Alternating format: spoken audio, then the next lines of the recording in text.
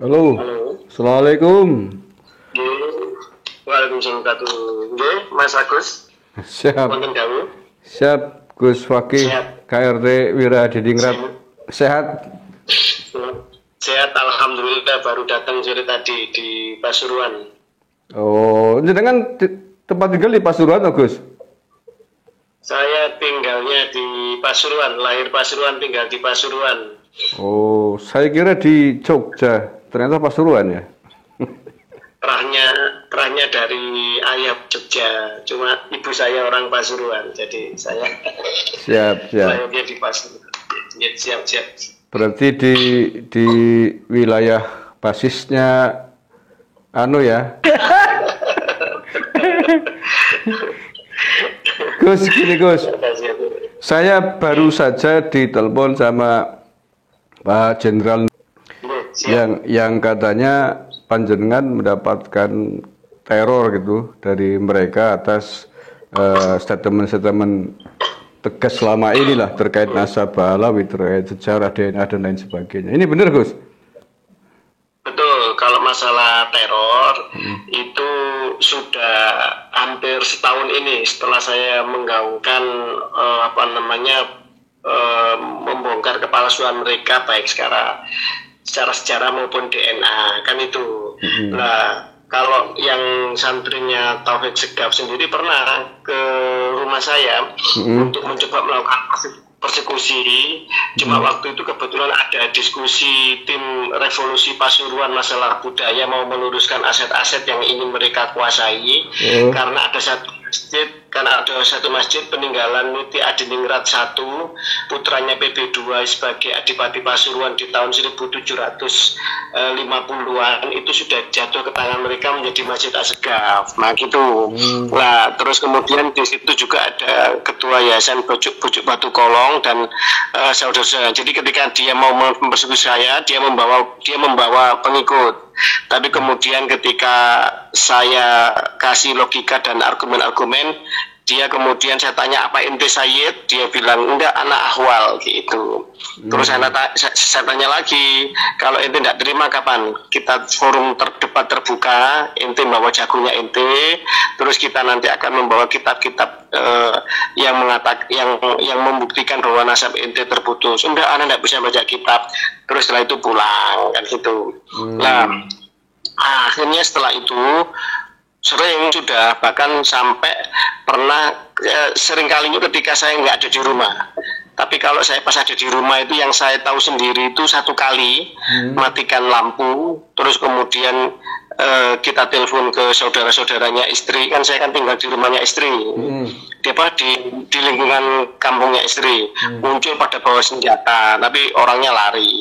Nah saya tahu sendiri pernah yang masuk rumah itu pagi itu sampai sempat masuk dari pintu belakang, sempat masuk rumah terus mau nyuri apa gitu loh.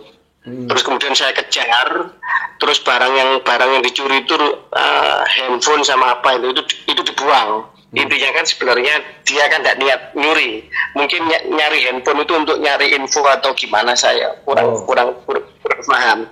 Tapi handphonenya anak saya itu yang diambil itu gitu.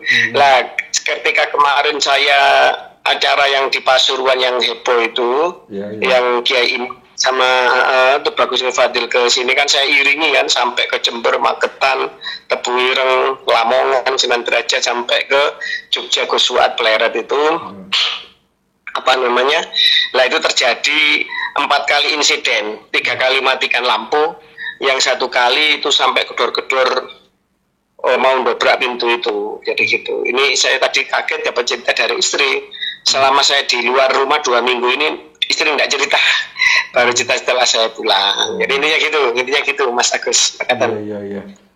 Itu yang gedor-gedor rumah dan lain sebagainya itu ketika jenengan tidak di rumah itu kemarin 2 minggu itu teridentifikasi nggak pelakunya, Gus?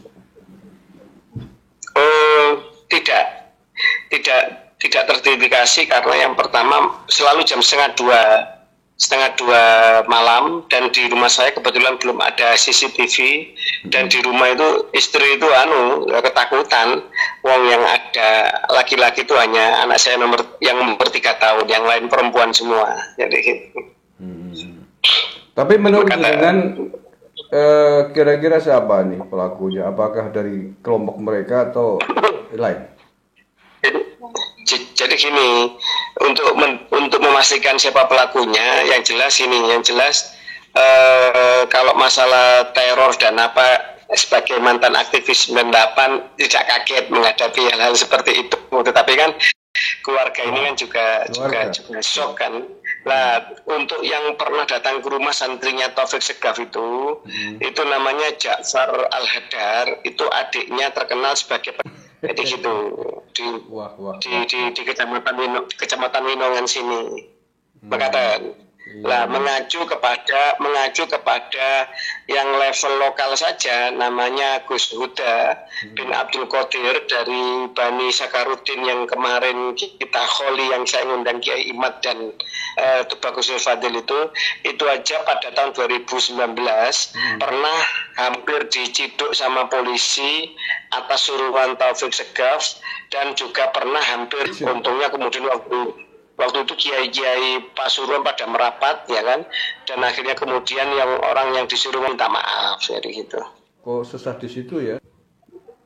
Lah mereka ini kan ya sebegitulah. Kalau ingin bukti bisa saya telepon, bisa saya kasih nomornya Gus Huda Pasuruan yang waktu itu berkonflik langsung dengan mereka kan gitu. Kalau sesadis itu ya jangan tanya, cangkruannya sudah mengumpulkan banyak data, termasuk persekusinya pernikahan itu. Kira-kira jenengan pasca teror ini gimana antisipasinya jenengan? Antisipasi saya, jadi gini, tim saya di Pasuruan itu ada tim budaya, karena Pasuruan secara kebudayaan wilayahnya Keraton Surakarta, maka kami tim kebudayaan ini itu nyambungnya ke Keraton Surakarta secara koordinatif kebudayaan. Tapi untuk secara ke-NU-an kami juga banyak kiai-kiai besar yang juga istilahnya itu punya pasukan gitu. Tetapi pertanyaannya kan tidak mungkin pasukan kan menjaga 24 jam. Ya, betul. Tidak mungkin siaga 24 jam kan gitu. Pasti kita harus membutuhkan penjagaan secara pribadi sebagai antisipasi, maksud saya. Ya mungkin perlu koordinasi dengan Polres tempat Gus itu. Begini, Polres Pasuruan sama Polsek, kalau Polsek jangan tanya lah, Polsek kan biasanya begitulah. Sementara kalau kemudian antisipasinya apa, terus kemudian itu ya itu yang saya katakan, memang posisinya memang saya ada di tengah lautan yang sangat anomali. Ada satu pendukung yang sangat yang sekarang mulai tercerahkan, kiai-kiai lokal, tapi satu sisi juga ada pendukung nekat yang takut tidak masuk surga karena bujuk rayu sama mereka. Nah itu yang itu. Termasuk ketua PCNU-nya kemarin tuh ya. Ya, padahal Roy Suryanya sudah ke kita, ketua PCNU-nya memang ketua PCNU-nya sohibnya kebetulan sohibnya, dia keponakan mantan bupati, dia jadi PCNU karena dulu dukungan mantan. Tapi Roy Suryanya itu ke kita kemarin udah kita sowani sama Kiai Imaduddin sama Tubagus Nur Fadil. Ya itu tadi. Ya sekarang ini kan serba saling mencoba. Ya itu antara pro dan kontranya mulai mengeras itu. Gitu. Petanya seperti petanya. Karena terbukti dulu Gus Huda ketika konflik sama Taufik Segaf itu sempat mau disel sama polisi sudah ada sekitar 25 orang mendatangi pondoknya mau ngambil dia, padahal nggak ada salahnya kan itu kan.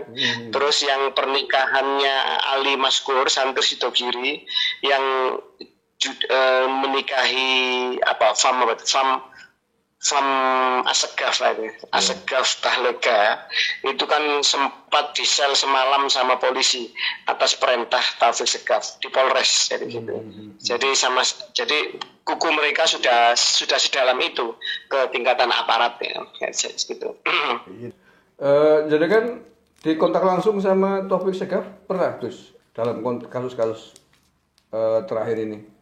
Jadi gini, Taufik Segaf, tapi kalau telepon langsung atau apa, saya yakin tidak akan berani. Karena apa? Karena saya insya Allah itu karena saya punya orang tua angkatan Segaf ya, yang masih hidup. Kemudian mungkin dia sungkan kalau mau